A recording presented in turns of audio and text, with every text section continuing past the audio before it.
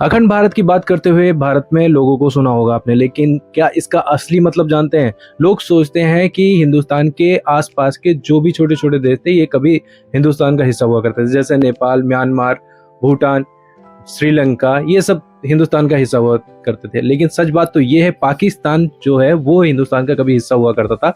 1947 में आज़ादी के बाद पार्टीशन हुआ, जिसमें ईस्ट पाकिस्तान और वेस्ट पाकिस्तान बना, जो बाद में वेस्ट वाला पाकिस्तान अलग होकर बांग्लादेश एक नए कंट्री का निर्माण हुआ, जो जिसका नाम बांग्लादेश पड़ा। अब बात की जाए म्यांमार, नेपाल और भूटान की, तो नेपाल कभी भी हिंदुस्तान का हिस्सा नहीं था।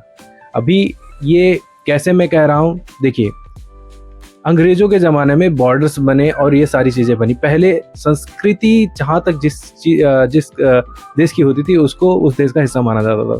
तो कहीं ना कहीं भारतीय संस्कृति का प्रभाव जो था वो नेपाल, भूटान, म्यांमार, अफगानिस्तान तक था। और मध्यकालीन युग में जब अपने देश के कुछ बड़े बड़े राजा थे, जैसे कि चंद्रगुप्त विक्रमादित्य, सम्राट अशोक, इनके काल में इनका राज्य अफगानिस्तान तक फैला हुआ था, श्रीलंका तक फैला हुआ था।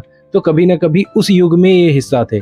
तो इनकी सीमाएं कैसे बैठी हुई थी? संस्कृति के हिसाब से इनकी सीमाएं बैठी हुई थी। मतलब उस देश की संस्कृति वो मानते थे, उस देश की भाषा थोड़ा बहुत बोली जाती थी। जैसे कि श्रीलंका में अगर आपको मालूम हो तो वहाँ पे तमिल बोली जाती है, और वो कहीं ना कहीं हिंदुस्तान के तमिल से थोड़ा अलग होती है।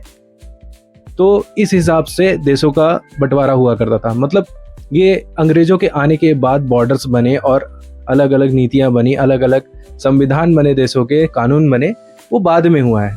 कुछ काल तक तो म्यांमार और भूटान पे इस तरह हिंदुस्तानी संस्कृति का प्रभाव था कि लोग भिक्षु बन जा रहे थे। मतलब बौद्धिस्ट कल्चर बहुत ज़्यादा फॉलो करते थे लोग उस समय।